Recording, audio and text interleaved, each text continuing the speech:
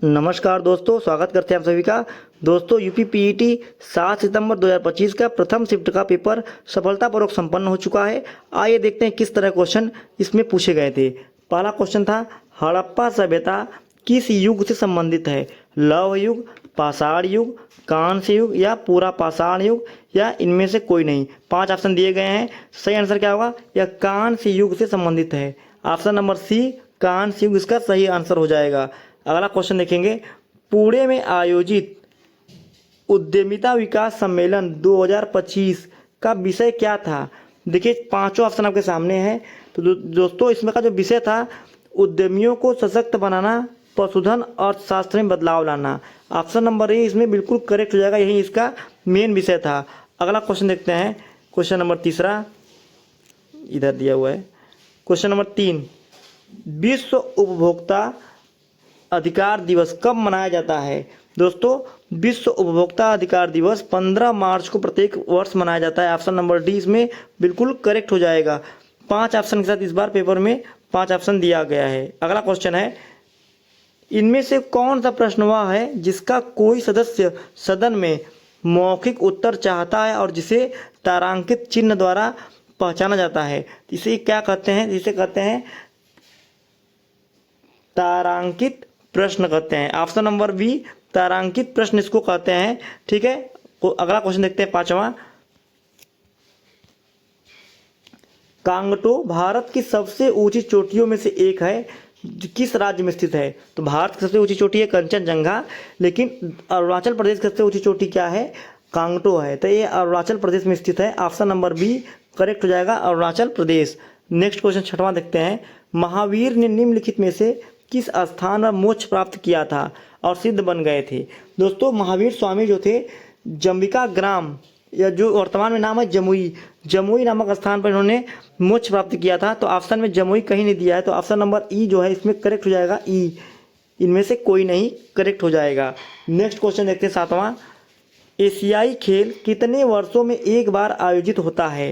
तो दोस्तों, एशियाई खेल होता है हर 4 वर्ष में एक बार आयोजित होता है, तो 4 ईयर इसका करेक्ट आंसर हो जाएगा। क्वेश्चन नंबर अगर देखिए 8 से लेके, देखिए पैराग्राफ आपके सामने दिख रहा होगा, दिया क्वेश्चन नंबर 8 से लेके 12 तक निम्नलिखित गद्यांश को पढ़कर पूछे गए प्रश्नों का उत्तर देना है। तो आप गद्यांश को पॉज करके भी पढ़ सकते हैं। ठीक है, आप इजीली इसको पॉज करके गद्यांश को पढ़ लीजिएगा और अपने आप उसका उत्तर भी निकाल सकते हैं। तो ये गद्यांश इसमें दिया हुआ है। देखिए, एक बार मैं इसको और रोल बैक कर दे रहा हूँ। देखिए, गद्यांश इसको आप पॉज करके पढ़ के 8 से लेके 12 तक के उत्तर अब आसानी से दे सकते हैं। तो आगे हम देखते हैं, क्वेश्चन नंबर 13 देखते हैं। क्वेश्चन नंबर 13 देखिए, 13 से 17 के बीच में क्या है? ये भी गद्यांश दिया हुआ है, गद्यांश को पढ़कर उत्तर देना है। तो आप इस गद्यांश को पॉज करके पढ़ सकते हैं और इसका उत्तर दे सकते हैं। ये देखिए गद्यांश है, और इसके बाद ये देखिए गद्यांश का ये अगला पार्ट है। और गद्यांश को पढ़ने के बाद क्वेश्चन नंबर 13 से लेके 17 तक का उत्तर आप इजीली फाइंड आउट कर सकते हैं। तो इसको मैं छोड़ दे रहा हूँ आप लोगों के ऊपर। अगला क्वेश्चन देखते हैं, क्वेश्चन नंबर 18वां क्वेश्चन। देखिए क्वेश्चन क्या कह रहा है, जो विशेषण अपने विशेष्य की मात्रा या परिमाण के विषय में ज्ञान कराए उसे कौन सा विशेषण कहते हैं? दोस्तों, उसे कहते हैं परिमाणवाचक विशेषण। ऑप्शन नंबर ए इसमें करेक्ट हो जाएगा, परिमाणवाचक विशेषण।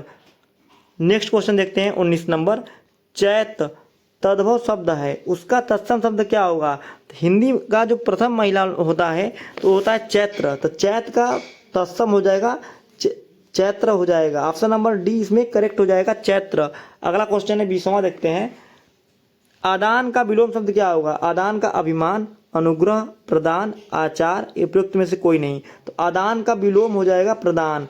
ऑप्शन नंबर सी इसमें करेक्ट हो जाएगा, आदान प्रदान। नेक्स्ट क्वेश्चन है, समय की पहचान।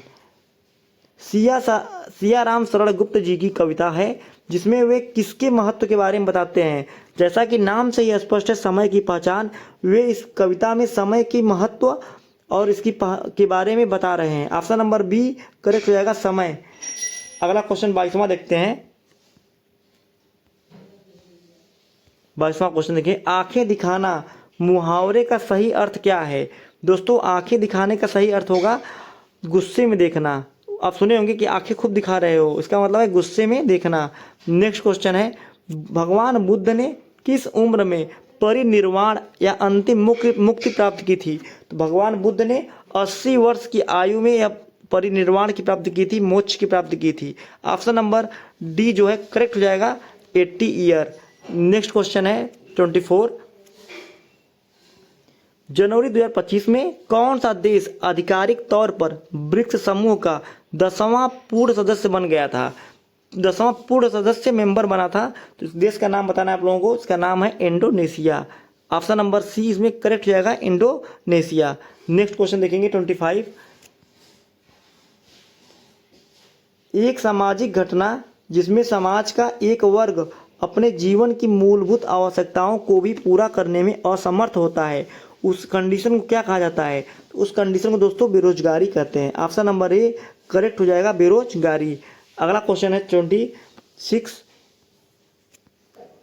भारतीय संविधान के किस अनुच्छेद के अनुसार संघ की कार्यकारी शक्ति राष्ट्रपति में निहित होगी? तो आर्टिकल अनुच्छेद 53 के अनुसार संघ की कार्यकारी शक्ति क्या होगी? राष्ट्रपति में निहित होती है, अनुच्छेद 53 के अनुसार। क्वेश्चन नंबर 27 देखेंगे। किस औद्योगिक नीति प्रस्ताव ने सार्वजनिक क्षेत्र को भारतीय अर्थव्यवस्था में एक रणनीतिक भूमिका प्रदान की है? दोस्तों क्वेश्चन नंबर 27 का ऑप्शन नंबर बी हो जाएगा, औद्योगिक नीति 1948 के अनुसार सार्वजनिक क्षेत्र को भारतीय अर्थव्यवस्था में एक रणनीतिक भूमिका प्रदान की है। नेक्स्ट क्वेश्चन है 28। पूर्व अमेरिकी राष्ट्रपति जिमी कार्टर का 100 वर्ष की आयु में किस तिथि को निधन हो गया? दोस्तों इसका सही आंसर क्या होगा? ऑप्शन नंबर सी हो जाएगा, 29 दिसंबर 2024 को इनका निधन हुआ था 100 वर्ष की आयु में, जिमी कार्टर का। ऑप्शन नंबर सी इसमें करेक्ट हो जाएगा। अगला क्वेश्चन देखते हैं, क्वेश्चन नंबर 29। पुरुष सूक्त जो 4 वर्णों की उत्पत्ति की व्याख्या करता है किस वैदिक ग्रंथ में पाया जाता है? तो 4 वर्णों की उत्पत्ति की व्याख्या है ऋग्वेद में है। ऑप्शन नंबर डी करेक्ट हो जाएगा, ऋग्वेद। अगला क्वेश्चन देखते हैं, क्वेश्चन नंबर 30। मैथ का क्वेश्चन है, इजी क्वेश्चन है।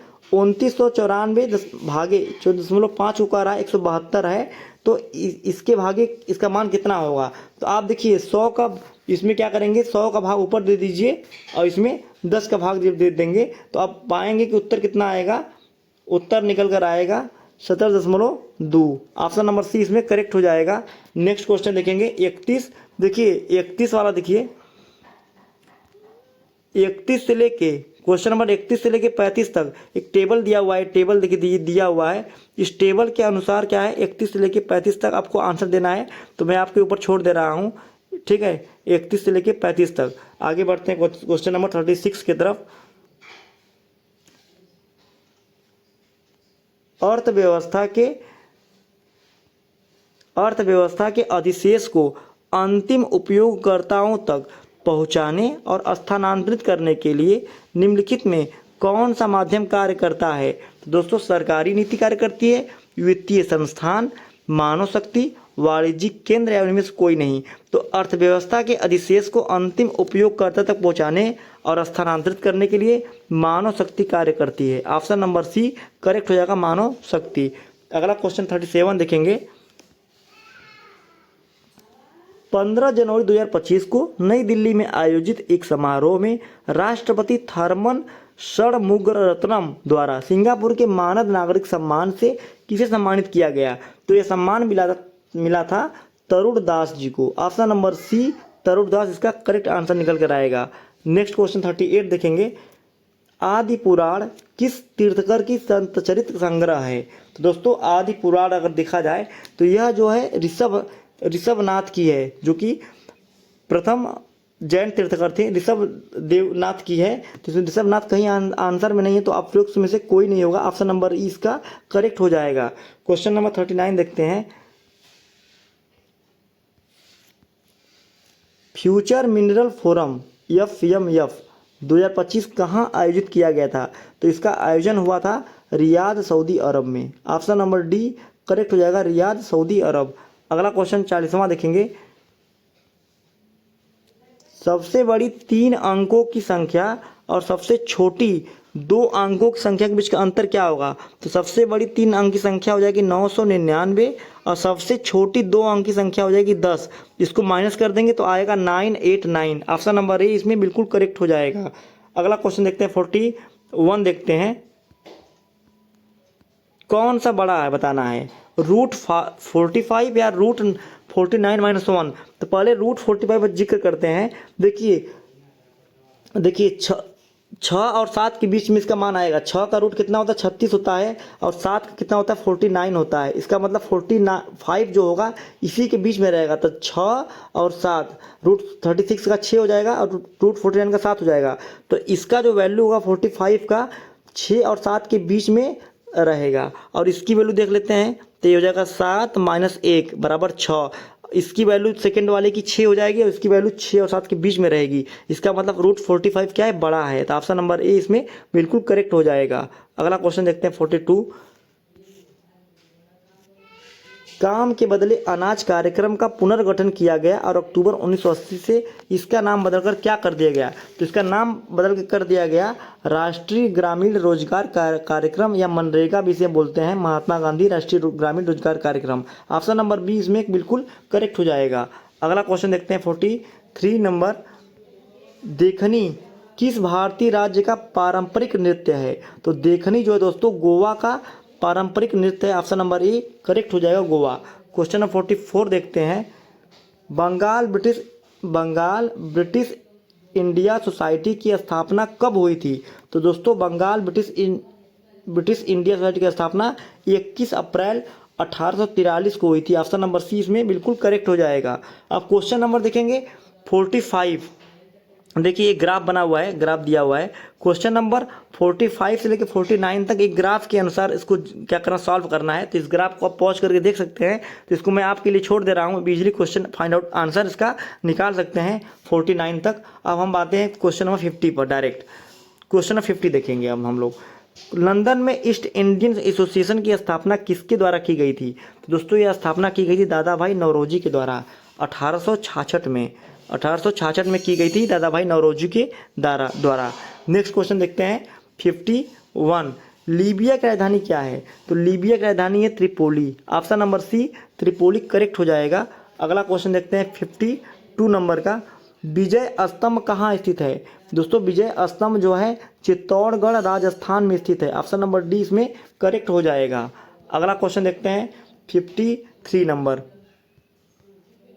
जैविक विविधता संशोधन अधिनियम 2023 कब लागू हुआ था? दोस्तों इसको लागू किया गया था 1 अप्रैल 2024 को। ऑप्शन नंबर सी करेक्ट हो जाएगा, 1 अप्रैल 2024। अगला क्वेश्चन देखते हैं। यदि x और y सह अभाज्य हैं, मतलब को प्राइम है, तो उनका एलसीएम क्या होगा? अगर को प्राइम है दोस्तों, ठीक है, तो इसका एलसीएम होगा x और y। जैसे 3 अब क्या है प्राइम है और 7 क्या है प्राइम नंबर है, तो को प्राइम नंबर हो गए, तो इनका एलसीएम क्या होगा 21 होगा। 3 × 7 गुणा कर देंगे। इसी तरह एक्स वाई इसका क्या हो जाएगा एलसीएम हो जाएगा, लघुत्तम समापवर्त्य हो जाएगा। नेक्स्ट क्वेश्चन 55 देखते हैं। अविकसित अर्थव्यवस्था का अर्थ क्या होता है?